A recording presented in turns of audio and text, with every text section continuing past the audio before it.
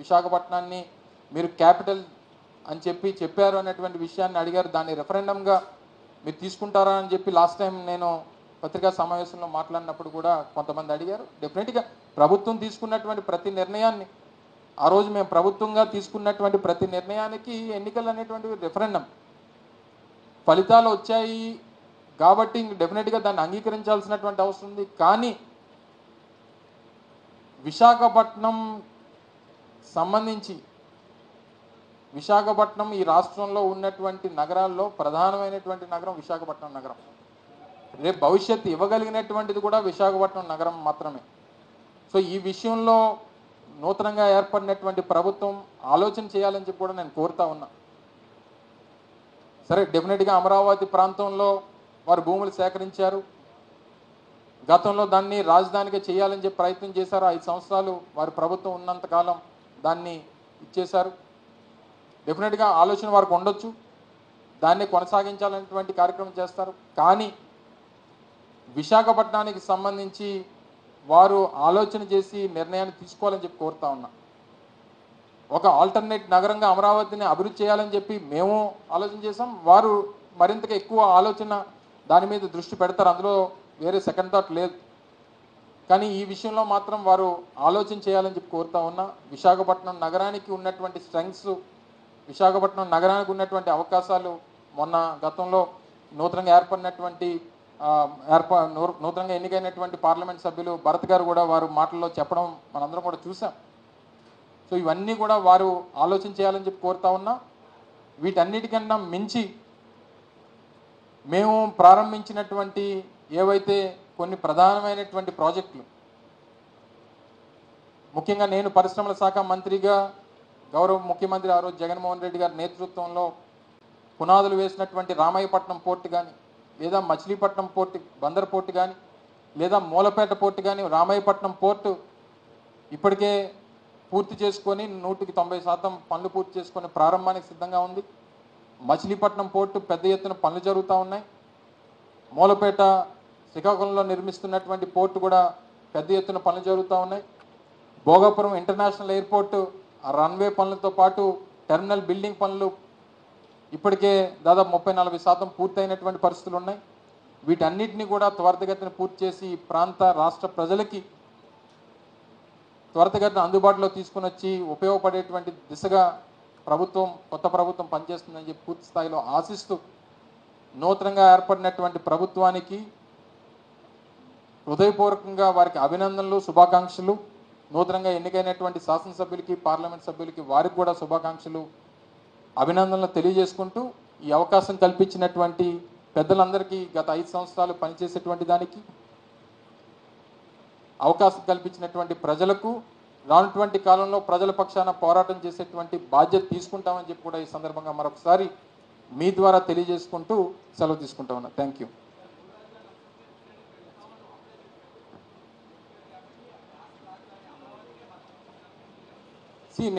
నేను క్లారిటీగా ఇప్పుడు మాట్లాడినటువంటి మాటల్లో చెప్పడం జరిగింది.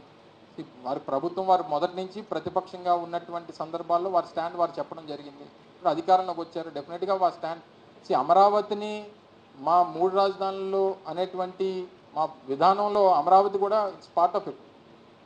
సో అమరావతిని కాదన్నటువంటి పరిస్థితులు ఏ రోజు లేదు మాకు. అమరావతితో పాటు విశాఖపట్నం అండ్ కర్నూలు అనేటువంటి మాట చెప్పాను తప్ప అమరావతి వద్దు విశాఖపట్నం ఒకటే అనేటువంటి మాట ఏ రోజు మేము చెప్పలేదు. సో ఇప్పుడు కూడా నేను దాని మీదే పునరాలోచించమని చెప్పి వారిని కోరుతా ఉన్నా. గుండెల మీద చేసుకొని ఈరోజు రాష్ట్రంలో ఉన్నటువంటి ఎవరినన్నా, ఇక్కడ ఉన్నటువంటి media, print and electronic media పెద్దలందరూ కూడా ఉన్నారు. రాష్ట్రంలో విశాఖపట్నం నగరాన్ని మించినటువంటి నగరం, ఇక్కడ ఉన్నటువంటి ఎకనామిక్ గ్రోత్ ఉన్నటువంటి నగరంగా దీన్ని బీటౌట్ చేసేటువంటి నగరాన్ని ఇంకోటి చెప్పండి రాష్ట్రంలో. సో మేము చెప్పినటువంటి దానికి జస్టిఫికేషన్ అనేటువంటిది ఉంది. నేను కూడా గతంలో మంత్రిగా ఉన్నప్పుడు నేను చెప్పడం జరిగింది. ఇదే నిర్ణయం, విశాఖపట్నం అనేటువంటి నిర్ణయం ఆ రోజు చంద్రబాబు నాయుడు గారు 2014లోనే తీసుకుని ఉంటే అసలు మార్పే లేదు కదా దీని మీద. ఇప్పుడు అది చెప్తున్నాను కదా నేను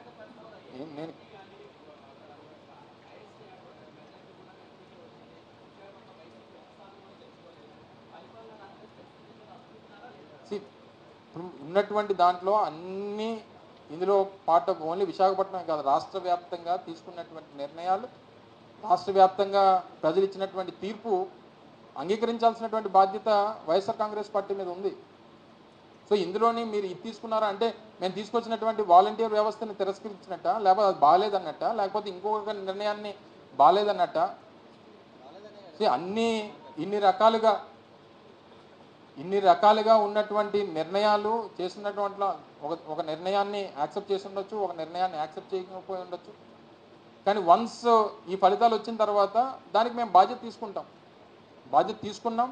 ఏదేమైనప్పటికీ ఇప్పుడు వారు తీసుకున్నటువంటి నిర్ణయాలని రానటువంటి కాలంలో ప్రభుత్వంగా వారు తీసుకున్నటువంటి నిర్ణయాలు పార్టీగా మేము ప్రజల తరపున సమీక్షించుకొని మేము చెప్పాల్సినటువంటి విషయాలు, మేము ఏ రోజన్నా ఏదైనా మాట్లాడామంటే వారు మాట్లాడినటువంటి దానికి నేను సమాధానం చెప్పాను తప్ప మేము ఏ రోజు కూడా కావాలని చెప్పి మాట్లాడడమో లేకపోతే వారు తీసుకున్నారు కాబట్టి మేము దాన్ని వ్యతిరేకించాలనేటువంటి పరిస్థితి ఏ రోజు లేదన్నటువంటి విషయాన్ని కూడా తెలియజేస్తాను.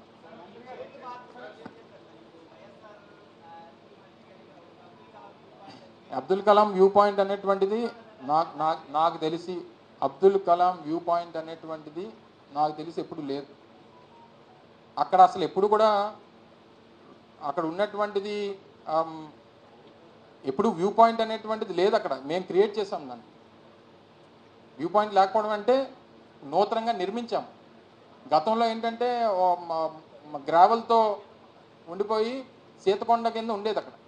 మరి అబ్దుల్ కలాం అనేటువంటి వ్యూ పాయింట్ ఈ సోషల్ మీడియా వచ్చిన తర్వాత దాన్ని క్రియేట్ చేసి పెట్టి దాన్ని సర్క్యులేట్ చేసి దాన్ని అలా క్రియేట్ చేశారు తప్ప నాకు తెలిసి అయితే మీకు తెలుసు కానీ నాకు తెలుసు కానీ ఎప్పుడూ లేదు అక్కడ. సరే ఇప్పుడు ఏం తీసుకున్నా ఏం చేసినా దాన్ని అలాగే కృష్ణా జిల్లాకి ఎన్టీ రామారావు గారి పేరు పెట్టాం, తీసేయమనండి. కృష్ణా జిల్లాకి ఎన్టీ రామారావు గారి పేరు పెట్టాం కదా, ఎన్టీఆర్ జిల్లాగా నామకరణం చేసి మార్చేమనండి.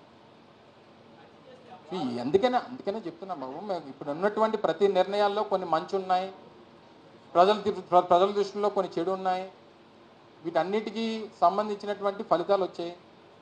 సో దీన్ని ఏ రకంగా సమీక్షించుకుంటాం. డెఫినెట్గా రానటువంటి కాలంలో మా పాత్ర ఏం చేయాలనేటువంటిది మేము పోషిస్తాం. డెఫినెట్గా ప్రజల పక్షాన్ని నిలబడతాం.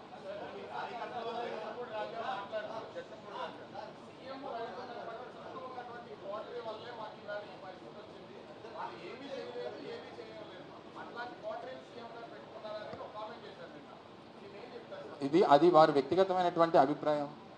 అది అందరిలో ఉందా లేదా వారిలోనే ఉందా ఎవరిలో ఉందనేటువంటిది మేము మళ్ళీ చర్చ చేసుకున్నప్పుడు జరుగుతుంది.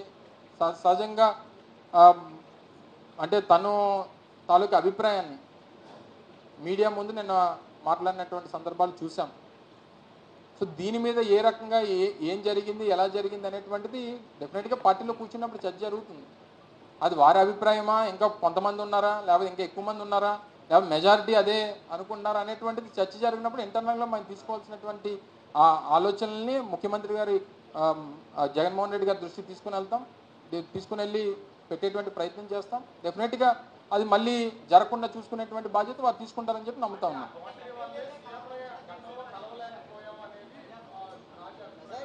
ఇప్పుడు ఈ ఫలితాలు వచ్చిన తర్వాత ఈ రకమైనటువంటి మాటలు డెఫినెట్గా వస్తాయి. ఈ పరిస్థితుల్లో ఇప్పుడు ఉన్నటువంటి ఫలితాన్ని చూసిన తర్వాత ఇందాక ఎవరో ఇక్కడ నుంచి నేను మాట్లాడుతున్నప్పుడు అన్నారు వాలంటీర్లు కూడా యాక్సెప్ట్ చేయలేదు కదా అని చెప్పి. ఒకసారి ఈ ఫలితాలు వచ్చిన తర్వాత అందరికీ చులకన. సో ఈ పరిస్థితుల్లో వచ్చినటువంటి దానికి ఏంటి కారణం ఏంటి అనేటువంటిది మాకు సమీక్షించుకునే జరిగి 48 గంటలైంది. ఫలితాలు వచ్చి 48 గంటలైంది. మేము ఆలోచించుకోవడానికన్నా వచ్చినటువంటి ఫలితాన్ని సమీక్షించుకోవడానికన్నా రాష్ట్ర వ్యాప్తంగా ఉన్నటువంటి నాయకత్వాన్ని కూర్చోబెట్టి అందరి అభిప్రాయాలు తీసుకోవడానికన్నా ఇంకా మేము సమయం ఉంది. మేము తీసుకుంటాం, అందరితో చర్చిస్తాం. డెఫినెట్గా ఇవన్నీ సమీక్షించుకొని బయటపడితేనే కదా. కొంతమంది ట్యాంపరింగ్ అని అంటున్నారు. ట్యాంపరింగ్ అని చెప్పని అనుకుంటే అమాయకత్వం అవుద్ది. ట్యాంపరింగ్ అని చెప్పని అనుకుంటే సరే ఏం జరిగింది అనేటువంటిది పక్కన పెడదాం. ట్యాంపరింగ్ అని చెప్పి మమ్మల్ని మేము అనుకుంటే రేపు మేము దీని నుంచి ఎలా బయటపడతాం? ఇది నిజంగా ప్రజలు ఇచ్చినటువంటి ఫలితం అని చెప్పి మేము అలా భావిస్తేనే రేపు దీని నుంచి బయటపడి రేపు మళ్ళీ అధికారంలోకి వచ్చేటువంటి దానికి అడుగులు వేస్తాం. సో చెప్పండి. ఆవేదనతో ఉన్నాము. మేము మా ఫ్యామిలీ చేయటం వల్ల ప్రభుత్వానికి వ్యతిరేకంగా కంప్లీట్గా చేసామని సంఘాలు బహిరంగంగా చెప్పారు. సరే, ఇప్పుడు ప్రతిదీ ఇప్పుడు మేము పథకాలు ఇచ్చినటువంటి వారు లేదా పథకాలు తీసుకున్నటువంటి వారు లేదా ఇళ్ల పట్టాలు ఇచ్చినటువంటి వారు వివిధ సంక్షేమ కార్యక్రమాలు ఇచ్చినటువంటి వారు ఏది చేసినా వచ్చినటువంటి ఫలితాన్ని తర్వాత దీన్ని క్లెయిమ్ చేసుకుని మా వల్ల మీరు ఓడిపోయారు అనేటువంటి ప్రతి ఒక్కరు చెప్తాడు. ఇప్పుడు పనిచేసేటువంటి ఉద్యోగస్తులు ఇప్పుడు సిపిఎస్కి సంబంధించి ఒక ఆల్టర్నేటివ్ని మేము ప్రభుత్వంలో ఉన్నప్పుడు ఒక ఆల్టర్నేటివ్ చూపించాం, దాన్ని వారు యాక్సెప్ట్ చేయలేదు. సరే, కొత్తగా ఏర్పడినటువంటి ప్రభుత్వం నిన్న పవన్ కళ్యాణ్ గారు మాట్లాడుతూ సంవత్సరంలో దానికి పాత పెన్షన్ విధానం తీసుకొస్తామని. సరే ఓన్లే ఆయన నాకు అర్థమైంది చెప్తున్నాను, నువ్వేం కరెక్షన్ ఉన్న తర్వాత చెప్దు కానీ ఇప్పుడు అంతా మీదే రాజ్యం, ఎంగేట్ నువ్వు ఎలా చెప్తాను చేస్తాను. అదే ముఖ్యంగా మీ ఏబీ అంది కదా, సో వారు చెప్పిన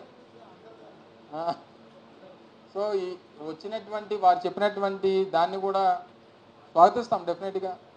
మాకంటే మెరుగైనటువంటి ఆల్టర్నేటివ్నో లేదా పాత పెన్షన్ విధానాన్నో వారు తీసుకొస్తారంటే డెఫినెట్గా వాళ్ళు స్వాగతిస్తారు, ఇప్పుడు వాళ్ళతో నిలబడతారు, తప్పలేదు కదా. సో ఏం చేస్తారనేటువంటిది మనం కూడా ఇంకా వాళ్ళు ప్రమాణ స్వీకారాలు చేయలేదు, ఇంకా మనం కూడా ఇప్పటి నుంచి చేసేయాలి. వారు సంవత్సరం సమయం ఏదో అడిగినట్టుగా వాళ్ళ సంవత్సరం టైం ఇవ్వాల్సిందిగా కోరినట్టుగా చూశాను నేను. సో ఏదేమైనప్పటికీ వాస్తవంగా మాట్లాడుకుంటే అంటే పచ్చిగా మాట్లాడుకుంటే జనానికి ప్రజలకి ఏం కావాలనేటువంటి దాన్ని కానీ ప్రజల తాలూకు సాటిస్ఫాక్షన్ లెవెల్స్కి చేరడం అనేటువంటిది ఏ నాయకుడి వల్ల సాధ్యం కాదనేటువంటిది అర్థమైంది. ఏం చేస్తే సాటిస్ఫై అవుతారనేటువంటి దాంట్లో కూడా ఈరోజు ఇన్ని చేసిన తర్వాత చెప్పినటువంటి ప్రతి హామీని నిలబెట్టుకున్న తర్వాత, సరే మీరు అన్నట్టు 1 or 2 ఇష్యూస్ ఏదన్నా ఉన్నా ఈ స్థాయిలో నిలబెట్టుకున్న తర్వాత కూడా వారిని ఏ రకంగా మనం సాటిస్ఫై చేయలేకపోయాం అనేటువంటిది ఫలితాల్లో అర్థమవుతా ఉంది. సో దీన్ని ఏ రకంగా ఓవర్కమ్ చేయాలనేటువంటి దాని మీద ఏ రకంగా దీన్ని పాసిఫై చేయాలి, ఏ రకంగా కరెక్ట్ చేసుకోవాలనేటువంటి దాని మీద డెఫినెట్గా సమీక్ష జరుగుతుంది. అది గవర్నమెంట్ ఉద్యోగస్తుల లేకపోతే ఇంకొక వర్గం అనేటువంటిది డెఫినెట్గా దీని మీద అందరూ కలిసి మాట్లాడుకొని నిర్ణయాలు తీసుకుంటాం.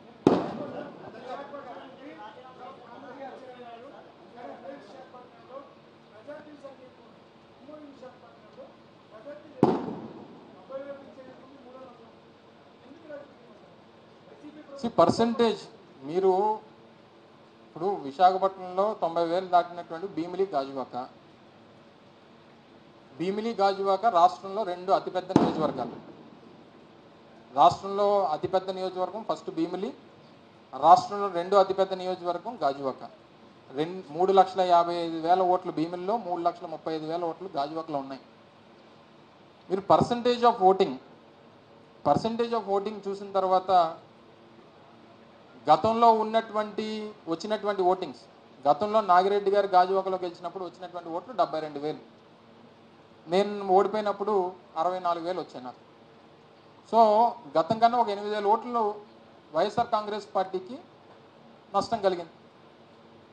కానీ ఇందులో జరిగినటువంటి రాష్ట్ర వ్యాప్తంగా ఈ స్థాయిలో మేజర్ కాన్స్టిట్యున్సీస్లో మెజారిటీస్ రావడానికి గల కారణం ఓట్ ట్రాన్స్ఫర్ అనేటువంటిది కూటమి పార్టీల మధ్య 100% జరిగిందనేటువంటిది కనబడతా ఉంది. అంటే ఏ రాజకీయ పార్టీ పోటీ చేసినా వారితో కలిసి ఉన్నటువంటి మిగిలినటువంటి 2 రాజకీయ పార్టీలకు సంబంధించినటువంటి ఓట్ ట్రాన్స్ఫర్ అనేటువంటిది 100% వారికి జరిగింది.